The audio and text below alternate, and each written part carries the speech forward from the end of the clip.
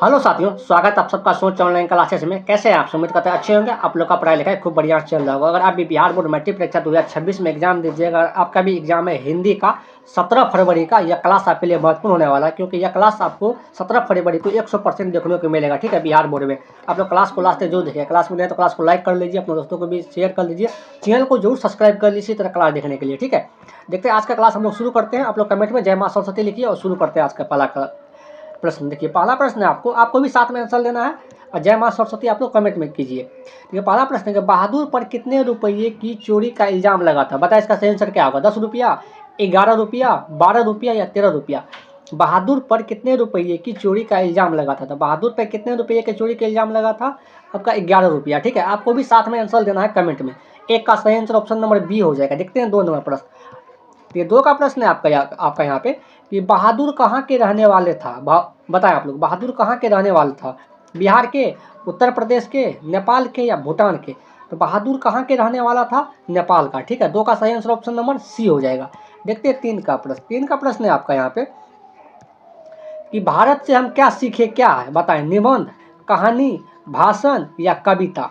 भारत से हम क्या सीखे, क्या है? तो भारत से हम क्या सीखे, क्या है? यह भाषण है। ठीक है, इसका लेखक क्या है? Max Muller. ठीक है, भारत से हम क्या सीखे, इसका लेखक क्या है, कौन है? मैक्स मुलर है। ठीक है, 3 का सही आंसर ऑप्शन नंबर सी हो जाएगा। आपको भी साथ में आंसर देते रहना है। देखिए, 4 का प्रश्न है आपका यहाँ पे कि मैक्स मुलर का जन्म कब हुआ था? बताएं, 1823 ईस्वी में, 1824 ईस्वी में, 1825 में या 1826 में? मैक्स मुलर का जन्म कब हुआ था? तो मैक्स मुलर का जन्म कब हुआ था आपका? 1823 ईस्वी में। तो 4 का सही आंसर ऑप्शन नंबर ए हो जाएगा। देखते हैं 5 का प्रश्न। ठीक है, 5 का प्रश्न है आपका यहाँ पे कि मदन किसका बेटा था? बताएं, ड्राइवर का, गिरधर का, मुखर्जी साहब का या पत्रकार महोदय का? मदन जो था ना, किसका बेटा था? तो मदन किसका बेटा था? गिरधर का। ठीक है, 5 का सही आंसर ऑप्शन नंबर क्या हो जाएगा आपका यहाँ पे? बी हो जाएगा। देखते हैं 6 का प्रश्न। आपको भी साथ में आंसर देते रहना है, कमेंट भी करना है। ये 6 का प्रश्न है कि सेन साहब की कितनी लड़कियां थी? तो सेन साहब की कितनी लड़कियां थी? 4, 5, 2 या 7? तो सेन साहब की कितनी लड़कियां थी? तो सेन साहब की 5 लड़कियां थी। ठीक है, तो पांचों का नाम आप लोग कमेंट बॉक्स में जरूर लिखिए, पांचों लड़कियां को। देखते हैं 7 का प्रश्न। तो 6 का सही आंसर ऑप्शन नंबर बी हो जाएगा। देखिए 7 का प्रश्न। 7 का प्रश्न है आपका यहाँ पे कि बाबा साहब भीमराव अंबेडकर का जन्म कब हुआ था? बताएं, इसका सही आंसर क्या होगा? 14 अप्रैल 1891 ईस्वी में, 20 अप्रैल 1893 ईस्वी में या 24 अप्रैल 1893 ईस्वी में या 28 अप्रैल 1894 ईस्वी में? बाबा साहब भीमराव अंबेडकर का जन्म कब हुआ था? 14 अप्रैल 1891 ईस्वी में। ठीक है, 7 का सही आंसर ऑप्शन नंबर ए हो जाएगा। देखते हैं 8 का प्रश्न। देखिए 8 का प्रश्न है आपका यहाँ पे कि मानव मुक्ति के पुरोधा किसे कहा गया है? बताएं, नलिनी लोचन शर्मा को, यतीन्द्र मिश्र को, भीमराव अंबेडकर को या अमरकांत को? 8 का सही आंसर बताएं आप लोग कि मानव मुक्ति के पुरोधा किसे कहा गया? तो मानव मुक्ति के पुरोधा कहा गया आपको भीमराव अंबेडकर को। 8 का सही आंसर ऑप्शन नंबर सी हो जाएगा। देखते हैं 9 नंबर पर। देखिए 9 का प्रश्न है आपका यहाँ पे कि भारतीय संविधान का निर्माता किसे कहा जाता है? बताएं, मैक्स मुलर को, महात्मा गांधी को, भीमराव अंबेडकर को या बिरजू महाराज को? भारतीय संविधान का निर्माता किसे कहा जाता है? तो भारतीय संविधान का निर्माता किसे कहा जाता है? भीमराव अंबेडकर को। या आपके निर्माता लिखा रहे या पितामह लिखा रहे, एक ही बात होता है। ठीक है, 9 का सही आंसर ऑप्शन नंबर सी हो जाएगा। देखते हैं 10 का प्रश्न। देखिए 10 का प्रश्न है आपका यहाँ पे विश्व के दांत शीर्षक पाठ की विधा है। तो विश्व के दांत शीर्षक पाठ की विधा है, कौन है? निबंध, कहानी, रेखा चित्र या डायरी? विश्व के दांत शीर्षक पाठ की विधा है। तो विश्व के दांत शीर्षक पाठ की कौन सी विधा है? बताएं, 10 का सही आंसर क्या हो जाएगा? यह कहानी होगा। 10 का सही आंसर ऑप्शन नंबर बी होगा। देखिए, अगर आप लोग यहाँ तक आ गए तो क्लास को लाइक भी करें, अपने दोस्तों को भी शेयर करें, चैनल को जरूर सब्सक्राइब करें आप लोग, और यह भी कमेंट करके बताएं कि 2026 में आप लोग कितना मार्क्स लाना चाहते हैं। यह भी आप लोग कमेंट करें। किसका किसका टारगेट है कि 450 मार्क हम लाएंगे, यह भी आप लोग कमेंट करके बताएं किसका किसका टारगेट है। देखते हैं 11 का प्रश्न। 11 का प्रश्न है आपका यहाँ पे सेन साहब की आंखों का तारा है। तो सेन साहब की आंखों का तारा कौन है? बताएं, कार, खोखा, खोखी या इनमें से कोई नहीं? इसका सही आंसर क्या होगा? बताएं आप लोग कि सेन साहब की आंखों का तारा है तो कौन होगा यहाँ पे? खोखा हो जाएगा। 11 का सही आंसर ऑप्शन नंबर बी हो जाएगा। देखते हैं 12 का प्रश्न। देखिए 12 का प्रश्न है आपका यहाँ पे कि किस देश के लोग बड़े बड़े नख पसंद करते थे? बताएं, अंग देश, गंधार, अयोध्या या गोर देश? किस देश के लोग बड़े बड़े नख पसंद करते थे? किस देश के थे? यह गोर देश का था। ठीक है, तो 12 का सही आंसर ऑप्शन नंबर डी हो जाएगा। देखते हैं 13 का प्रश्न। 13 का प्रश्न है आपका यहाँ पे हजारी प्रसाद द्विवेदी ने किसने पूछा था नाखून क्यों बढ़ते हैं? बताएं, हजारी प्रसाद द्विवेदी से किसने पूछा था नाखून क्यों बढ़ते हैं? बताएं, इसका सही आंसर क्या होगा? लड़के ने, लड़की ने, पत्नी ने या नौकर ने? हजारी प्रसाद द्विवेदी से किसने पूछा था नाखून क्यों बढ़ते हैं? तो किसने पूछा था? लड़की ने। कौन सा लड़की? लेखक का छोटी लड़की। आप लोग यह भी ध्यान रखिएगा। 13 का सही आंसर ऑप्शन नंबर बी हो जाएगा। देखते हैं 14 का प्रश्न। 14 का प्रश्न है कि हजारी प्रसाद द्विवेदी का जन्म किस वर्ष हुआ था? बताएं, इसका सही आंसर क्या होगा? 1907 ईस्वी में, 1906 ईस्वी में, 1905 ईस्वी में या 1904 ईस्वी में? हजारी प्रसाद द्विवेदी का जन्म किस वर्ष हुआ था? तो किस वर्ष हुआ था? 1907 ईस्वी में। 14 का सही आंसर ऑप्शन नंबर ए हो जाएगा। देखते हैं 15 का प्रश्न। आपको भी साथ में आंसर देते रहना है, इससे क्या होगा, आप लोग एग्जाम में भी सही सही बना पाइएगा। ठीक है। 15 का प्रश्न है कि बेतमा दान पत्र किस समय का है? बताएं, 10 से 20 ईस्वी का, 10 से 21 ईस्वी का, 10 से 22 ईस्वी का या 10 से 23 ईस्वी का? बेतमा दान पत्र किस समय का है? तो बेतमा दान पत्र किस समय का है? आपका हो जाएगा इसका सही आंसर 10 से 20 ईस्वी हो। ठीक है। यह भी प्रश्न बिहार बोर्ड में पूछा गया है, कई बार, बहुत बार पूछा गया। तो 15 का सही आंसर ऑप्शन नंबर ए हो जाएगा। देखते हैं 16 का प्रश्न। 16 का प्रश्न है कि रामायण की रचना किस भाषा में है? तो रामायण की रचना किस भाषा में? अंग्रेजी, हिंदी, उर्दू या संस्कृत? तो रामायण का जो है ना रचना किस भाषा में किया गया है? तो संस्कृत भाषा में। ठीक है।